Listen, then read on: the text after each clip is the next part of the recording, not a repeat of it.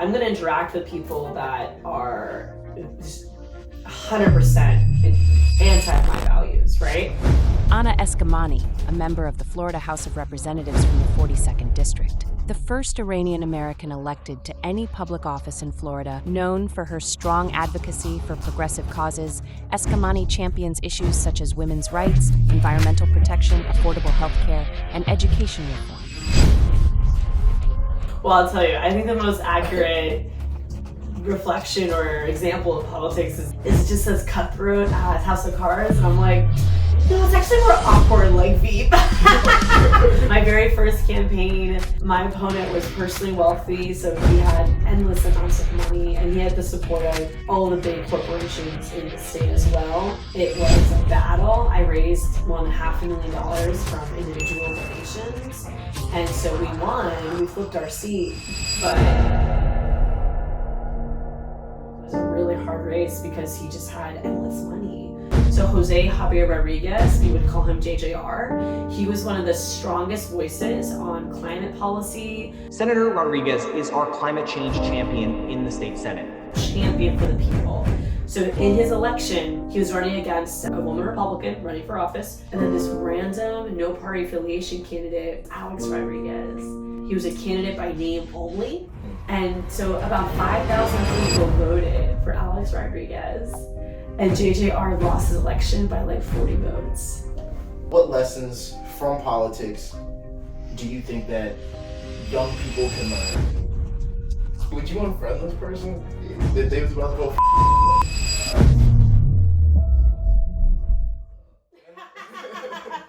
How you doing? I'm hanging in there, how are you? I'm doing good. It's a real pleasure to have sitting across from me Anna Eskamani, one of our local representatives. And how does the world, how do you feel like the world sees you? How would you describe yourself and things that you do? Oh my gosh, that's a really great question. Well, I would like to hope that when people see me or think of me, they think about the hard work that we do. I'm never not working. And so I hope that there's a sense of just reflection of that our labor also delivers results. I hope that people would always see me as a kind person, even if we don't agree politically. I'm never going to shame or judge or dismiss. I'm going to try to find opportunities where we can figure things out and come together. I've had many doors, slam in my face, and I don't let it impact how I'm going to treat that person if I see them again. And I think there's also this kind of mentality of no hard feelings. And it's very uncommon in politics because politics is very petty, and we see it all the time. So the no hard feelings is kind of like a little internal mantra. Do people see it as kind of like I don't want to say it's a game because we're obviously talking a lot, but I feel like there are a lot of games.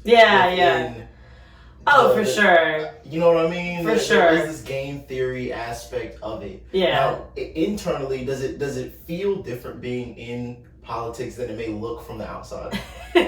Well, I'll tell you, I think the most accurate reflection or example of politics is just as cutthroat as House of Cards. And I'm like, no, it's actually more awkward like Veep. Where you just have like awkward interactions sometimes, and like, people that like, for example, I'll just use my own campaign. There were folks that were some of my biggest opponents my first campaign, and now they support me, but they can't always support me more publicly, right? So it's like that kind of dynamic of they'll send you messages, so give you updates to see how you're doing, but they can't publicly display. And that's kind of an awkward dynamic, right? So I think it's more like what you see in Veep of just like always constantly like trying to figure a problem out, how to solve it. I sit with my team sometimes with a list of constituent services, and we have to get really creative to try to solve some of these problems that people face. And with that said, the no hard feelings mentality for me, the reality is that I'm going to interact with people that are just 100% anti my values, right? And at the same time, I'm going to interact with people that, like I mentioned earlier, who didn't support me or endorse my opponent. And they're going to come back to me later because they need something, right? And so like, I don't hold any type of grudge. I don't treat people differently for their past. Like, and so on my mirror, in my room, I have written no hard feelings. Like, I also have, like, you know, lead with empathy. Like, I just really try hard to be as, like, wholehearted and big-hearted as I can in a field that is not known to have big hearts, right? And so I'm trying to challenge, like, how things are done, but it is difficult because at the same time, I've inherited a lot of baggage from other politicians. So the distrust that many people associate with politicians, the distrust towards politicians that many people have expressed, the disappointment that many people have. I mean, these are all valid criticisms, right? That people before me have created and to some degree affirmed in their behavior. So I have to not only lead my own values and be my own person, but I'm keenly aware that I'm also kind of challenging the stereotypes of what an elected official is. Now, one thing that I'm curious about is how, like, you think that people can engage better in politics. So, for example, like, when I talk with my family, especially my mom, right? She gets sometimes overwhelmed. She's like, oh, I feel so overwhelmed by all that I need to know, and like, and all, like, if I support this person, I support this other issue and this other. Right. But I feel like people overcomplicate it in the sense of, like, what I always tell her is, you trying to understand. You feel like you have to know everybody's stance on everything to make an informed decision. I feel like people should just take a couple of the things that they really care about and really ask if that thing, number one, is really that important in the grand scheme of caring. Like, is it within our control in the first place to really care about this thing? You know, because sometimes I think we try to legislate our opinions on how people should be, but that's not, like, reasonable. You wouldn't even do that to your own kid, and you trying to do this to other kids. So you know, it just doesn't. I hear you. But for me, I'm like, yo, just pick an issue. A little handful of issues, and then look at the people that are in your landscape, and then I think it's more. It allows for the important piece of the process, which is probably the holding accountable process. I think we focus so much on the election piece, but we don't focus on the, all right, like, we've done all this attention to get someone there. Now, are we actually measuring what their success is? Like, even on small things, you know, on the one or two things that we think about. Hey, you said this. What's going on? You know? I mean, spot on. I think you've helped to illustrate what so many everyday voters go through in their heads, right? Trying to figure this out. So I love the point you just made around accountability, because I do think a lot of us have this perception that we vote and then move on to the next election. And to some degree, that's why we are where we are today, because folks just disconnect it. They kind of assume, well, I elected the person that I think will do a good job, and they're going to do a good job, and I don't have to do anything else. And I'll tell you, when you're in the legislature like I am, when I'm in the minority, we have a supermajority Republican, the only way we get things done is through co-governance, through everyday people working with their elected officials to have a greater impact in the legislature. And I'll give a few examples. So one of the bills that I worked on that took me 5 years was to eliminate the tax on diapers, okay? Not a controversial subject. Everyone agrees that diapers aren't necessary for families and you shouldn't pay taxes on it. There's an agreement with that. It's not partisan or even really that political, but it is a financial hit to the state. We generate about $100 million in tax revenue through that purchase. So if we're gonna cut that from the budget, that's $100 million gone, right? So my biggest push back was from my chairman, who was like, we can't afford to cut this because we have to pay for teachers, we have to pay for roads, right? And so I compromised with him. I was like, okay, why don't we just, Florida has a really strong fiscal year coming up.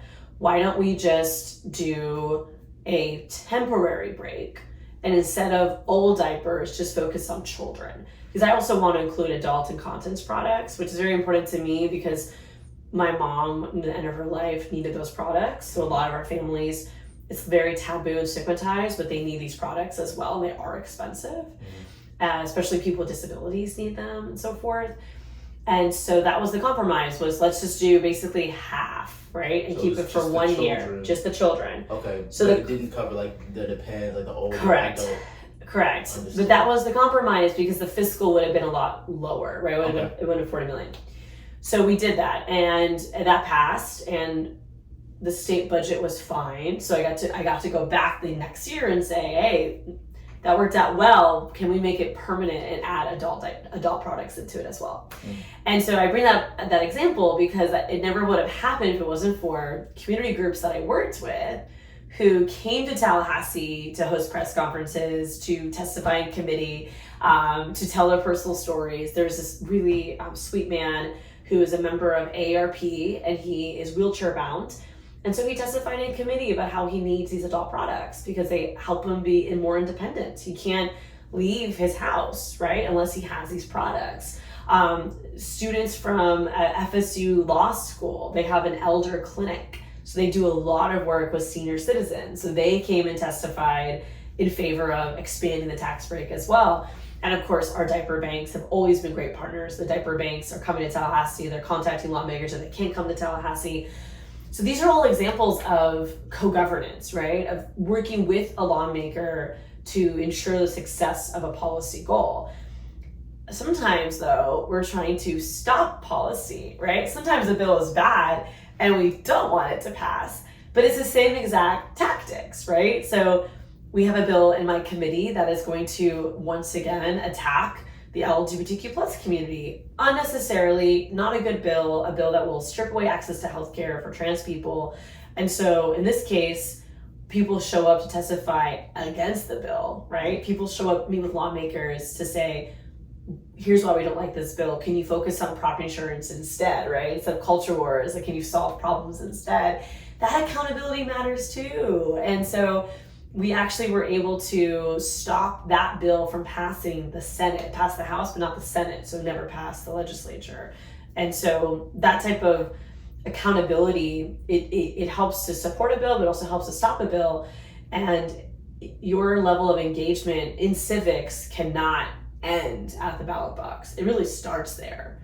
And so to not be overwhelmed, but to your point about a few issues, I also think it's important to think about values, right? Because sometimes issues can get really in the weeds, but if you connect with your candidates, your lawmakers, and your city commissioners and so forth on values, and then to policy, sometimes it feels a little less overwhelming.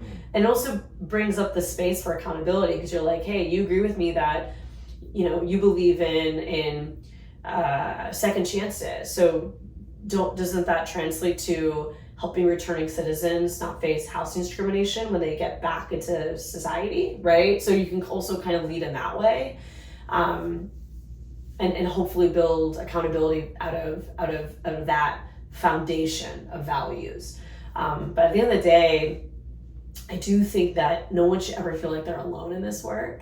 There's also a lot of great organizations that you can tap into that will help you and say, yeah, these are our endorsed candidates, or these are folks that we've worked with. So that can also help in your research, so you don't always feel like you have to do it by yourself. But I do think that it's just so key not to stop at the ballot box, but to see that as one piece of collective liberation, but not the only piece. I mean, elections are not going to save and solve every problem, but they are an important component in that strategy. But then afterwards, it then comes the accountability, the co-governance, and if you have a bill idea, you should talk to your lawmaker about it, because at the end of the day, you're an expert on the ground in your field, so your ideas are very valuable to us as well. Out of curiosity, I imagine you spent a lot of time thinking about like political theory or something along the way. Or, oh my God! Just So question the overall architecture, frameworks, and systems, which I think is healthy. Yeah, totally. But totally. I'm curious, because there's ranked choice voting. Yes, which I have endorsed. Okay, I was wondering. Yeah, I have endorsed. What are some other ways of playing the political game that you think that maybe we could move towards or learn from? Like, Yeah, like I said, for me, that's one example yeah. of something that I'm like, oh, that'd be cool. good. Yeah. Well, and Florida has preempted ranked choice voting. So what that means is that the legislature has said that no local government can do ranked choice voting. They preempted it to the states. Only the state can control it. Okay. And the reason why is they realize that, some of these alternative systems of democracy challenge the status quo of who has power. Yeah, which is currently kind of like a winners take all game. Is that winners take all, and also like whoever has more money, whoever has like more corporate backing. Like I mean, our elections are just so corrupted by big money, so it's really challenging. Like my very first campaign, my opponent was personally wealthy, so he had endless amounts of money, and he had the support of all the big corporations in the state as well. And so it was a battle. I raised more than $500,000 from individual donations. And so we won, we flipped our seat, but it was a really hard race because he just had endless money. So to answer your question, campaign finance reform is like desperately needed, right? Like corporations should not be able to give contributions, like, and also they should not have unlimited opportunities to give contributions. Most people think about this, under the banner of Citizens United Supreme Court case and the impact on federal elections, but it's just as corrosive at the state level too. Would it differ if it was individuals? Like, what's to say a wealthy individual is just better tracked, and so you have more? Well, that's why I said you also need to have caps, right? So, for example, I'm not as much of an expert in federal than I am in state finance laws, but for example, in the state, you can only give up to $1,000 in hard money, which is like the campaign account. So for example, if you give directly to me, to Honor for Florida House, you're maxed out at $1,000 per individual or per business. So for some of our large conglomerates, like Walt Disney World, for example, they will give $1,000 through multiple subsidiaries. So technically they should be limited at $1,000, but they'll just give $1,000 per subsidiaries. Every LLC, every incorporated is a subsidiary. So that's the tactic that's very common, right, for a lot of large corporations. But at the same time, you also have what's called soft money, which is PAC money. And when you give to a political committee in Florida, you can give unlimited. Now that money can't be spent exactly the same way as your hard money, but one company can give $50,000 just as one individual could give $50,000. And so I think to make balance to the system, you need to have caps on everything. You have caps on soft money and hard money. You need to have. What's the difference in soft money? So the difference is how you're able to spend it. So for example, if you have a political committee and you're going to use it, on a campaign, you can't use it to do what's called expressive advocacy. So I can't send out a mailer or a commercial that says vote for Anna. But what I could do is give you options. So here are your options for this race. But I can't tell you who to vote for. I can educate you on the options. But of course you could do a bias, right? You could really paint someone as being shitty, the other person being great. You could also do picture a little dumb emoji next to your next to your opponent. Exactly. Hey, you these can also are all the candidates. Poop emoji, poop emoji. Yeah. You can also not a bad idea. You could also do you could also do negative ads. So you could do negative ads as much as you want with soft money. So you can say this person did XYZ and attack them viciously. But by the way, I'm painting a picture that's actually like more simple than what it is, because you also have something called C4s. So there was a situation in 2020, I'm not even kidding, 3 state Senate races here in Florida had fake candidates in them. Because, let me tell you this, you can Google it, it's crazy. So Florida Power and Light, one of the state's largest utility companies, and by the way, Florida's utility system operate as monopolies. So there's no competition in the utility space because your location defines who your utility company is. You don't get to choose. It's like a gang, like we got this block. Right, exactly. Step into our territory. Honestly, yeah. I mean, it could be like the mafia for sure. Okay. And so. Hey, look, Duke, I ain't got no problem. I don't have a problem, Duke. Look, Duke, look. Do you know what I mean? I ain't gonna say nothing. I'm OUC, which is a little bit different because they're a public utility. Oh, you see it? OUC. Okay, you're gonna have to watch out. We got some Duke people right. I bet we do. Well, so let me tell you that Florida Power and Light has like 11 million customers. It's the largest utility in the state, and they want to get more. Like they're always trying to acquire more territory. And so they wrote a check. They wrote a check for $1 million to a consultant who deposited it into a C4. Again, you don't know who the donor is in that. And that C4 started cutting checks to other entities, other soft money entities, to basically fund 3 fake candidates who ran in 3 state Senate races to water down the votes from the Democrats. The worst example I can give you is in South Florida. So Jose Javier Rodriguez, we would call him JJR. He was one of the strongest voices on climate policy, challenging utility companies, challenging the sugar industry. Like he was a champion for the people. So in his election, he was running against a woman Republican running for office, and then this random no party affiliation candidate that had the same last name, and his name was Alex Rodriguez, but he never was seen in person. He was a candidate by name only. But during the campaign, mailers were sent out to vote for Alex. Yeah. So exactly. And so about 5,000 people voted for Alex Rodriguez, and JJR lost his election by like 40 votes. Yeah. Oh. And so since then, there's been investigations, arrests have been made. We had the same thing happen in Central Florida too, in a Senate race in Seminole County with a woman. Like they recruited this random woman named Justina Ionati, put her on the ballot. She did not know what was really happening. They kind of just exploited her a little bit, but unfortunately, like our political scheme, if you will, like our political system, it's not very conducive to transparency. So you have these types of situations, and there's like very little accountability to stop it, especially to stop it when it's already happening. Like after the fact, maybe we can stop it because we can investigate it and see what happened. But JJR lost his election. JJR is no longer in the legislature. Dang. I mean, you know what I mean? See, like this is the gamification that I'm kind of curious about. Yeah, it's gross. There's certain. I actually had a fake candidate in my race, my very first campaign. Right before qualifying, this random guy files to run as a Democrat, and I was like, "Who is this guy?" And no one knows who he is. And I looked at his paperwork. His treasurer was a Republican, so I was like, "Oh, this guy was recruited by the Republican Party to put a primary in my race." And he didn't even live in the district. He lived in like a Popka or something. So he didn't even live here.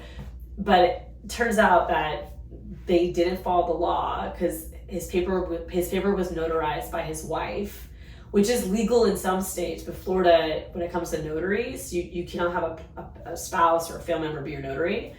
And so that disqualified him from the race. But it was like really frustrating because I was like, we've been running, for office for more than a year now. And last minute, someone tries to come in, recruited by the Republican Party in my primary, right? And so those types of dynamics are just all too common. And I had to sue to get him to leave because he wasn't going to leave because he didn't have to. So suing was like your only option, which is crazy too. So I spent $5,000 on a lawsuit. I mean, it was just like such a mess, So I gotta ask this because if there's anything that I want to get to today, especially, and I just gotta say this because like Anna, one of the things that I really appreciate about you is your just consistency as a human being to show up for people in every micro instance. And I genuinely appreciate that because I think that that's one of the things that people are so unsure about when it comes to this political space. Like totally, who she is, who you are sitting across from me is exactly who she is out here. Probably in the Publix. Maybe not at 8 a.m. in the morning. Oh my God, 9 a.m. in the morning, but by 1 o'clock, warmed up, ready to go, full steam. It seems like depends when I get my coffee. So, but. I bring that up because two of the things that I would say I'm especially curious is number one, what what lessons have you learned about human nature and people being into this political space, number one? And I'm sure some of those things that you've seen along the way, just as you described right now, are enough to make you extremely angry and are enough to really just change people. You know what I mean? Yeah. Like, I think it can really push you to the edges of how comfortable you feel with humanity, right? You know what I mean? Like we really doing all, like, people's lives are at stake, and this is really what we're arguing about. You know what I mean? Right. I know exactly what you mean. Number one, I wanted to find out, what lessons from politics do you think that young people can learn? Yeah. Because I think politics is everywhere. Yeah. We are all politicking, even if we don't like to describe or say that it's politics. Yeah, totally. You're inside your business and you're trying to maneuver the landscape of getting promotions and all that that's stuff. politics. It's politics. Yeah. It's really just, how can I get influence, authority, and all that type of stuff. And so I wanted to find out, what lessons have you learned? I have a few thoughts here. One is that it is better to be accurate than fast. So what do I mean by that? Social media really creates a culture and environment where you want to be the first person to see something, to capture something, to make a point. But when you operate in that mentality, you are engaging in an environment where you might be wrong, you might hurt someone, you might spread misinformation, which is very damaging. And so to slow down, I think for young people especially, there's just so much pressure all the time to move fast. And I think our society, especially like a capitalist society, kind of encourages, incentivizes that as well. Like, you get rewarded for how fast you do something, right? The algorithms do the same thing. But again, not only is that just damaging to your mental health, but you might be doing more harm than good. So verify, check in with people. It's better to be accurate than to be fast. It also reminds me of another piece of advice that I learned the hard way, which is to call people in before you call them out. And again, social media is not conducive to this. We all want to be the first ones to hold someone accountable, but you do that with sometimes not even knowing all the information. And the system is complicated. So the other aspect is to know the rules. Learn the rules, whether it's at your place of work or in our case, the legislature. Like, sometimes folks will come to me and say, why didn't you pass that bill? And it's like, because there's only 36 Democrats in Florida House, and I do think a lot of folks will conflate state government to federal, because most folks don't. I mean, I didn't learn about state government when I was a kid. I learned about the 3 branches of government, all in DC. I had no idea I did not grow up knowing who my state lawmaker was. Yeah, I mean, I'm an educator, got no idea what's going on. Exactly. Right. Well, because I have no idea really how. We're busy, right? We got things to do. We're just trying to survive, raise our family, support ourselves, care about our people, care about our little furry family, right? Like, we have responsibilities. And so with that said, like, take a moment to also know the rules, to understand how the system works. And when you understand how the system works, then you can be much more effective in trying to change it. I think the other aspect, and this sounds a little cliche, but definitely don't judge a book by its cover, right? Like, I think we also make assumptions about people, maybe based on who they hang out with, or based on maybe one thing they said online, or I think it's so important to be willing to engage with folks, even if you maybe have a perception that doesn't yield to collaboration. I've met with so many people, like I noted earlier, who say terrible things about me, maybe do still say terrible things about me, right? But I'm like, if you need something, let me know, or I'll reach out and say, how are you doing? Do you need anything? Can I help you with anything? I just think it's so important to have that no wrong door policy, no wrong door approach, and just let people be. At the end of the day, everyone is on their own unique journey, and we will intersect at times. So let that intersection, be one where someone feels seen and valued, even if you don't agree. So I try really hard to, maintain that level of grit and grace. But it wasn't always like that for me. I mean, I was a college activist at UCF, and my values have not changed at all since I was a college student at all. But I think my tactics have changed a little bit, just because once you kind of learn from your past mistakes, you understand the system better, then you can leverage it to support others in really powerful ways. And so when you're organizing around a campaign, and we teach this to young people too, you have to remember that everyone has like a very important role to play. And so there are going to be organizations that maybe don't reflect what your organization would do, but they're still valuable, especially in an accountability campaign. So to kind of be open to that too, right? That everyone has a very unique role to play. And as long as you're communicating and you have a plan and you're working together, then that's probably going to be a really effective campaign, because you have every type of angle covered. You know, you're ready for the naysayers, you're ready for, different demographics of stakeholders. And so the last point I'll make then is like, don't have ego. Don't have ego. Like, if I needed credit for every bill that I worked on, like I would just be so enraged every time, because you never get it, right? Like, especially as a Democrat, you just don't get the credit. Like, as a Democrat in the supermajority Republican legislature, like you don't set the agenda. You don't even pick your parking spot. You don't pick your office. You don't pick anything. Everything's decided for you. So you're already coming in at a disadvantage. And then to know that if a bill passes that has your name on it, the governor might veto it purely for petty reasons, not because he doesn't like the merit of the bill, but he doesn't like the D next to it. So a lot of times we'll put our bills into Republican bills, like we'll amend it into their bill, because it just makes it safer to pass. Is this where that compromise, that aspect of comes into and relationships, because I can't talk to a colleague and say, hey, could you get this in your bill for me, if they don't like me, right? If they don't like me as a person. So relationships matter too. Like I mentioned the diaper tax bill, that we got that added to the tax package, which is carried by a Republican. And so that's how we got it passed. I mean, I wasn't invited to the press conference. I don't expect to be, but the job got done. Now when you buy diapers, there's no tax on it. And like, I can look at that and say, we did that, right? That's really a good feeling. But the bill, the bill doesn't have my name on it, like, which is totally fine. Like, it's not like you can't have ego in this work. Was that a journey as far as like losing? Because I feel like you have to let go. Yeah, I would imagine in the beginning, if I'm doing all this work, and a lot of people are motivated by the credit that they receive from the thing. I agree.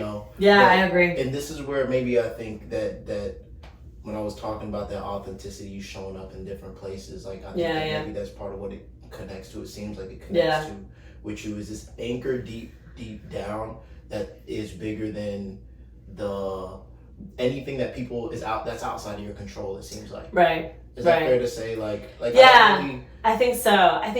Part of it for me too, I mean, it is a growing experience. I wasn't born and was like ego free. Like, you know what I mean? Like, we all are navigating. Like, hey, I'm here. Yeah, we're all navigating society together, and like the norms together, and challenging them and whatnot. I would say that like the art of letting go is really hard and constant practice. And in my case, like losing my mom at a young age, like I think also forced me to let go, and I did not want to let go. Like, I refused to accept a world where she wasn't going to be there. She wanted to give me advice on like, dating and stuff like that, and even just things like your menstruation cycle, which hadn't started yet. And I was like, oh, don't worry, Mom, you can tell me later, because I was like, if she tells me this now, I'm accepting the fact that she won't be here, and I don't want to accept that fact. And so at a very young age, like I had to let go, which again didn't even happen the night that she died. It happened like months later, because I was 13 years old. I would look at any like stuffed animal and I was just like, please come back. Like, I just couldn't fathom the world without her. Yeah.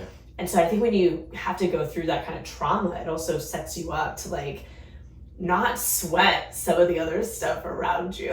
Yeah. You know what I mean? Because like at the end of the day, like, I had a meeting with a constituent. I don't want to get too emotional because it's like, Saturday morning, but like, you know, I meet people every single day who have so much trauma, and it's like different degrees of trauma. And so I know that the role that I play, sometimes it also is just as like a listener, like a counselor, like someone who's just there to like let you vent. And yeah, you're dealing with something with the state, but the root cause of it was because you're going through a divorce, or you lost a pet, or you lost your house, you lost your job, and you lost your job because you were trying to help a family friend with their bills or something, right? Like there's always, if you take the elevator down, there's like always something deeper happening there. And I don't think we give ourselves enough time to figure that out. We don't give ourselves like personal time to figure out that shit. But then when we meet other people, we don't give them enough time, and we don't give them the grace because they probably have shit going on too, right? I think that's so real. Which kind of like when I look at the current political landscape, or just I think our cultural awareness, our approach towards it is, it seems like everything is just black and white. Like everything's untouchable. Like I had a friend, one of my closest friends, he texted me last night. He was like, "Yo, like, do I gotta unfriend this person because they are about to vote for Trump?" Like, they're like, "Yo, would you unfriend this person if they was about to vote for Trump?" I'm like, it's a good question. It's a good question. Yeah. Well, and here's what I mean. My thought, and like I don't want because I don't know. I want to be sensitive to people, all different political geographies who might tune in, right? Because I think that you shouldn't let like someone's vote preference impact your friendship. And I say that because they need you probably more than you think, right? Because if we're going to de-radicalize people's politics, and I say that with a little bit of grain of salt, because I obviously do not support Trump, and I find Trump to be dangerous to our democracy. Everyone may agree with me on that, but I do think that Trump attracts a type of politics for folks who may have felt left out in like everyday culture, right? They may feel they're being left behind, they may feel left out. Like Trump has an appeal to folks who feel like this country is moving on without them, which I don't think is true, but I also don't blame people for feeling that way. And I think it's part of my job, or friends I have who are in these situations, like part of my job is to like talk to them and figure out, why do you feel that way? And how can I help you understand that you shouldn't feel that way? Which again, I don't want to be, I'm not gonna, that's not gonna happen in one conversation, and I also don't want to dismiss your feelings. But I do feel like for anyone who thinks they don't play a role in this country, because it's becoming more diverse, because we see more women in power, because we see shifts, right, in traditional roles, if you will, that doesn't leave anyone behind. It just opens up the pie for more people. There's endless pie though. Like that's what, and that's another point I would like to share to young people that I've learned in this work too, is that power is not a scarce resource. And so I do feel like for a lot of folks who have an affinity towards Trump, they're also operating under a zero-sum game mentality, that my success is tied to your failure. Not everyone can win at the same time. And I just don't think that's true. I maybe on the field that's true, right? But in society, in everyday life, that is not true. There is plenty of opportunities for everyone to share in the glory, right? And so you gotta be there for those folks, because like they're not always gonna have that same political preference. Like values are more grounded, but candidates and parties, that changes. I mean, people forget that like I was registered no party affiliation when I first got registered to vote, because I didn't want to align with like any political party until I figured it out myself. My parents were Democrats, but they were both immigrants who became U.S. citizens and then registered as Democrats because they felt the Democratic Party for them reflected working class values, reflected everyday experiences, and that was their appeal. But we know that over the history of the United States, party values have changed too, right? And by the way, I think the two-party system is terrible. Like there should be more parties. I agree. 100% more parties, but I think that this is where, like for me, it's so easy for us to take we just hear about a person's political preference or right. their candidate, and we ascribe so much baggage to that when the reason, and this is where I feel like it's the 1 to 2 to 3 issue thing, you know what I mean? Everyone's gonna have their priority yeah. You know, and I think that sometimes people are voting on a very, not even sometimes, I think most of the time people are voting on a very small, thin layer of cares. You know? Well, to your point, people like to categorize. Yeah. Do you know what I mean? Like, and that's not just in politics. I mean, everyday life. People like, because when you meet someone, you're trying to like quickly analyze, okay, am I going to get along with this person? What's the best way for me to interact with this person? So you're automatically creating categories in your head. Some, of course, which are going to be racist. So like that's a larger conversation. But like, but you know, that's like how people operate usually when they meet someone. I mean, I know for me, when they know I'm elected official, people think they have to treat me differently, right? They might use my title, like kind of be a little fancy with it, and honorable, right, all that kind of stuff. And then, you know, obviously I'm like, no, just call me Anna. Great, magnificent. That's the full title, right? Shut up. But you know, but like you're categorizing. That's just so normal that well, you know, everyone does it. And so when you're voting, I think for some people it is easy just to say, okay, D or R, right? Because they're in their categorization, we're like, okay, well, these people reflect my interests, but that's just not true. Yeah. And so to your earlier point of like your mom saying, oh, it's so complicated, it is, right? There's no way around that. Yeah. But I think we've shared some great approaches to try to simplify it, but lead with your values. And I do think that in the next decade to 2 decades, like I don't think the United States will just be two-party. Like I think as millennials and Gen Z like come of age and, you know, become voters and become leaders in civil society, I think we'll see a shift of the political landscape. And even just right now, like it's really interesting kind of watching this chatter, if you will, like Vice President Harris.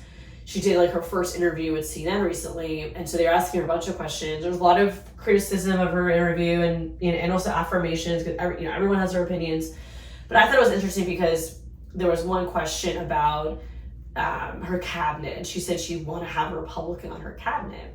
And of course, when you say that, you know, everyone's have a different reaction. I would also argue that there are different like degrees of Republican now. You know what I mean? Like I think there's always, you know, like.